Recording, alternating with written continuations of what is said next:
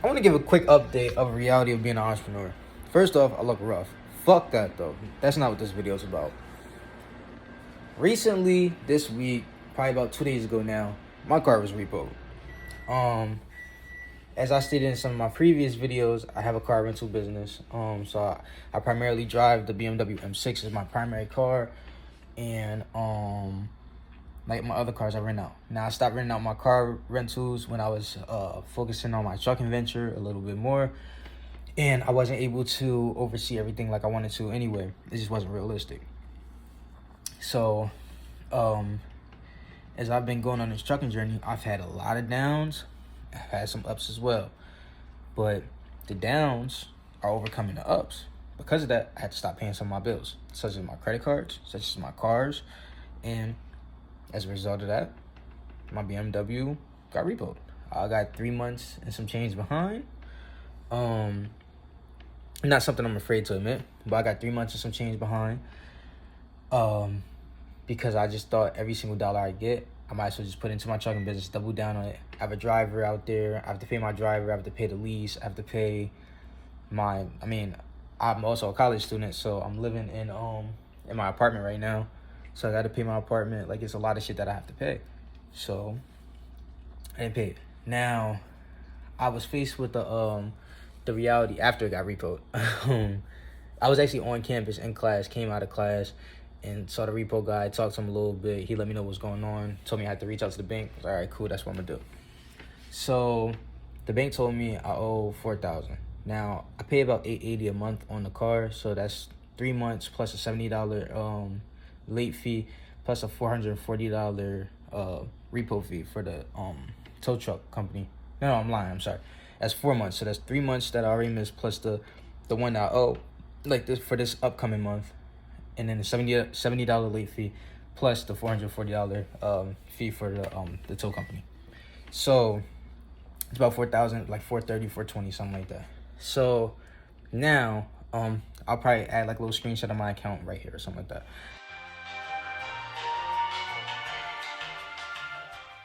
I have about 6,000 some change in my account. That's not including some of the expenses that come out this week. It is right now. It is April. Let me see. It's April 19th, so that means the month ends in about another week and some change. Next week, I know for a fact I'm giving my driver some home time because he requested home time. So, like I said, I have 6,000 some change. I'll add it again right here, maybe. I'm not really sure. In my account at this very moment. That means I could cover the expense of getting the car out. But the way I thought about it is if I put the money into getting the car out, the 4,000 some change, that leaves me with maybe 2,000 or so, maybe less than that in my account. That isn't feasible. So everything I do is for my business. I'm gonna be honest with you. Like, for the last couple years, it's just been straight business. I own cars for my car rental business. Though I am selling vehicles because I'm not operating my car rentals right now, so I am in the process of liquidating my assets with my car rentals. I still do have those vehicles. So what I'm thinking at this moment, and I haven't exactly made like a jump on it yet, but having one of my brothers just bring one of the cars that I own down here, and that'll be the car I use for the remainder of the semester. Now, like I said, if you know anything about college, it ends early May. That's again about a week and some change, 2 weeks away, 3 weeks max, and that's really stretching it. I guess including finals, I could say 3 weeks. What I was really thinking about doing, instead of having him bring a vehicle down here, because that'll be me paying for fuel, me paying for his flight back. He has things he needs to take care of. I'm kind of inconveniencing him with that. I also don't want to ship a car down here because that also costs money. And like I said, every dollar goes towards my business. What I'm thinking about doing is just purchasing a bike from Walmart and just biking to class. I'm athletic. I mean, it's nothing to it. I like going to the gym. I like working out anyway. So I feel like that'd be the best overall choice that I'm going to do. I'm going to keep you updated on that. But I just wanted to give a quick update of the reality of being an entrepreneur.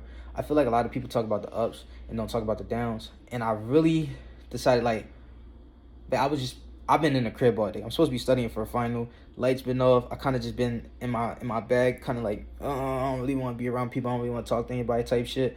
I had one of my friends come, She went to the pool earlier. I wasn't even around her. I was up in my apartment the whole time.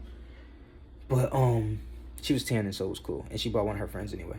But I just feel like people don't talk about the struggles enough, and people don't talk about the sacrifices that you actually have to take to be an entrepreneur. It's not just a bunch of sunny days and a whole lot of money. It's not. Something else I talk about is how I have basically a lender. It's one of my good. We go way back. He knows that I do good business. I know that he does good business, and he loans me. It's like a like a hard money lender. So he loans me money, and I pay him back with interest. And we find terms that's reasonable for us, and we've been staying at a return on his investment that's fair for him. So it's been working out like that. But if I didn't have that, I would have went under a few times with the trucking business, and that's just me being real. My funds are tied up in the liabilities, because that's really what vehicles are. My funds are tied up in the liabilities right now. So it's not much I can really do regarding my funds. But so I do put the vehicles up for collateral as well. One of my vehicles I do put up for collateral. It's the 2022 Volkswagen. But this is just me being fully transparent, because I really just feel like people don't be transparent enough. Truth be told, with my driver going home and all the expenses I have to pay this upcoming month, I'm supposed to also pay my insurance, which is supposed to be $5,100 and some change. I think $5,122 or something like that. So if you really combine the insurance mixed with the lease for my apartment, and not including the lease for the truck, which is about $1,100 a week, on top of the one of the trucks that I damaged that I've been paying off through Penske as well, which is $800 a week, I have some significant expenses coming up. And I could drown and kick the bucket. Me being real, I'm a hustler. I'm gonna figure it out. What I'm probably gonna end up doing is trying to ask for extension for the insurance, so that gives me an additional 10 or so days, and then I'll miss that payment. So then it'll roll over to my next payment, which will make it out to be $5,000 or $7,600 that I have to pay for the month of June. But they give me some catch-up time to get all that bread, especially since I'm about to hop in the truck once the semester ends as well.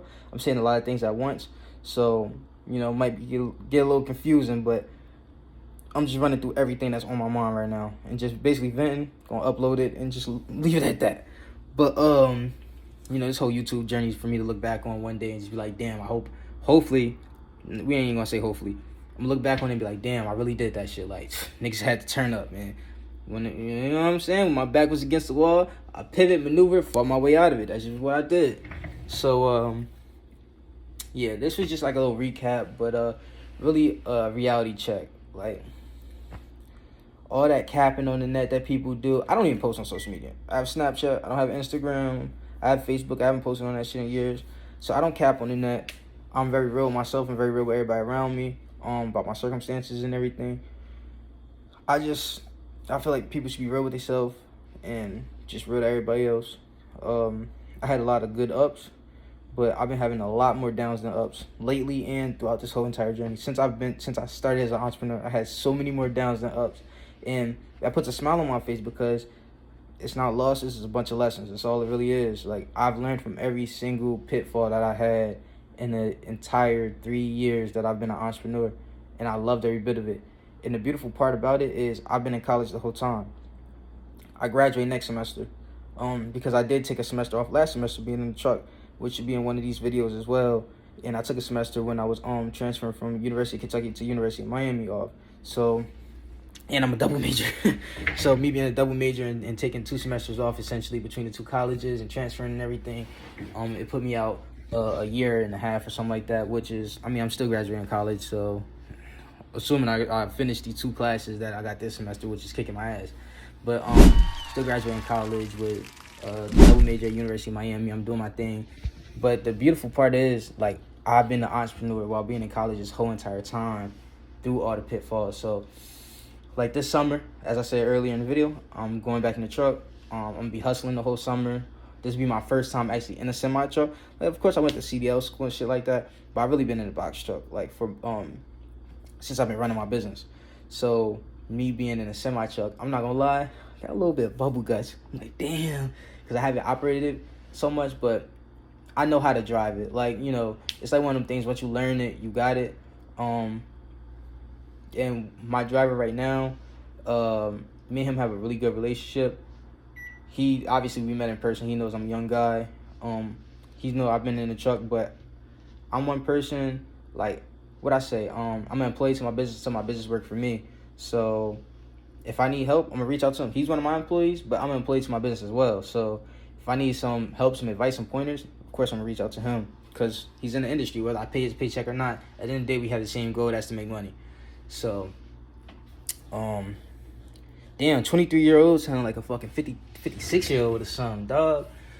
But yeah, I just wanted to do a quick little recap of just reality check. I'll probably end up doing a little video showing the car, like when I retrieve the stuff. I'll probably retrieve the stuff sometime next week out of the vehicle. So I know in the one video I said I'm probably gonna take like a little video and insert it here or something like that, but I wasn't able to see the car, so I just grabbed my stuff out of the they like had the stuff packed up for me already, and I just grabbed the stuff and wasn't able to see the BMW. But that's it. It's the end of that chapter. Like I said, I'm making a decision not to pay the loan amount despite me having the funds, because it just doesn't make sense to me to do that. Like, it would literally tank my business. Like, my car, I mean, not my car rental, I'm sorry. My trucking business would literally, that'd just be it for the trucking business. There's no way I could get myself out of that with all the expenses I have coming up. And it's fine. Like, I do own, which I'm in the process of selling. Like I said, I do own a Cadillac. I do own a Volkswagen. I do own a Ford Focus, and I own a Ford Fusion. This person is supposed to pay off the last amount for them to own it, so I can sign the title over to them. But I do own vehicles that I could drive. Now, I do also have loans on 2 other vehicles in Super Luxury Rentals name, which is my car rental business. I haven't paid those either, so I'm surprised that the bank hasn't came to get those. But